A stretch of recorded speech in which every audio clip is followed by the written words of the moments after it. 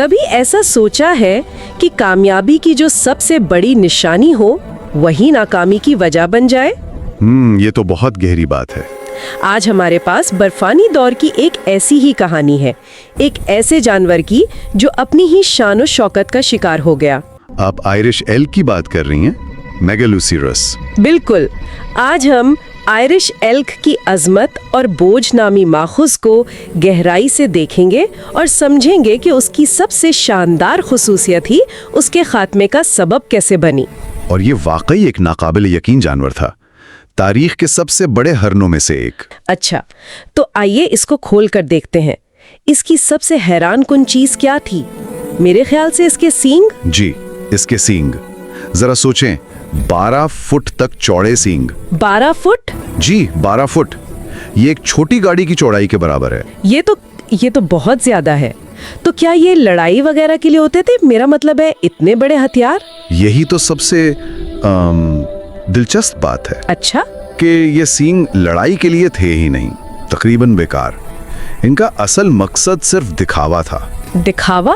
کس قسم کا دکھاوا؟ افزائش نسل کے لیے، یعنی مادہ ہرنوں کو متاثر کرنا اور دوسرے نروں پر اپنی دھاک بٹھانا۔ یہ خالصتاً ارتقاء کا ایک نمائشی پہلو تھا۔ تو یہ جنگی ہتھیار نہیں بلکہ ایک طرح کا سٹیٹس سمبل تھا۔ بالکل، جیسے آج کل کوئی مہنگی گاڑی ہو، لیکن اس کی قیمت بہت بڑی تھی۔ قیمت مطلب توانائی کے لحاظ سے؟ جی، ان سینگوں کا وزن 40 پاؤنڈ تک ہو سکتا تھا، اور یہ ہر سال گرتے اور پھر سے اگتے تھے۔ ہر سال 40 پاؤنڈ کی ہڈی دوبارہ اگانا؟ جی، اس کے لیے بے تحاشا توانائی اور کیلشیم جیسے معدنیات کی ضرورت پڑتی تھی۔ یہ ایک بہت بڑا حیاتیاتی بوجھ تھا۔ یہاں سے بات واقعی دلچسپ ہو رہی ہے۔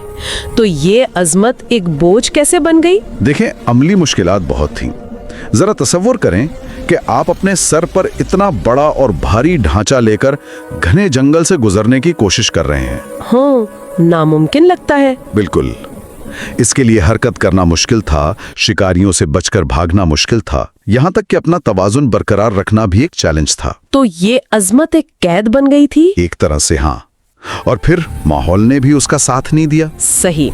ماخذ یہی بتاتا ہے کہ برفانی دور ختم ہونے لگا اور موسم گرم ہونے لگا۔ اور یہ تبدیلی فیصلہ کن ثابت ہوئی۔ اس سے کیا فرق پڑا؟ جب آب و ہوا گرم ہوئی تو کھلے میدانوں کی جگہ گھنے جنگلات نے لے لی۔ اچھا۔ اب آئرش ایلک کے لیے حرکت کرنا اور بھی مشکل ہو گیا۔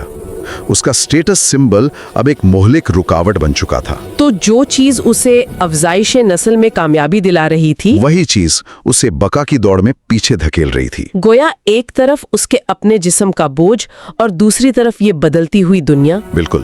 اگر ہم اسے بڑی تصویر میں دیکھیں تو یہ حد سے زیادہ تخصیص یعنی اوور اسپیشلائزیشن کی ایک بہترین مثال ہے۔ مطلب کسی ایک چیز پر بہت زیادہ انحصار کرنا؟ جی، آئرش ایلک نے اپنی ساری ارتقائی توانائی ایک ہی خصوصیت پر لگا دی تھی، بڑے اور متاثر کن سینگ۔ جب تک ماحول سازگار تھا یہ حکمت عملی کامیاب رہی، لیکن جیسے ہی حالات بدلے، اس کی سب سے بڑی طاقت ہی اس کی سب سے بڑی کمزوری بن گئی۔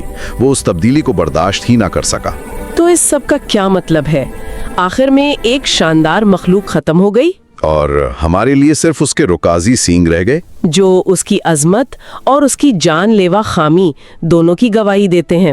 اس کی کہانی کا بنیادی سبق یہی ہے، جو چیز ایک ماحول میں بہت بڑی طاقت ہو، ضروری نہیں کہ وہ ہمیشہ فائدے مند رہے۔ حالات بدلنے پر وہی طاقت ایک بوجھ بن سکتی ہے۔ بالکل، لچک اور موافقت بقا کے لیے دکھاوے سے کہیں زیادہ اہم ہے۔ یہ بات سوچنے پر مجبور کرتی ہے کہ قدرت یا یہاں تک کہ انسانی تاریخ میں ایسی اور کتنی مثالیں موجود ہیں جہاں ایک انتہائی تخصص جو ابتدا میں کامیابی کی علامت تھی بالآخر زوال کا باعث بنی۔ ایک فائدے اور ایک کمزوری کے درمیان حد کہاں ہوتی ہے؟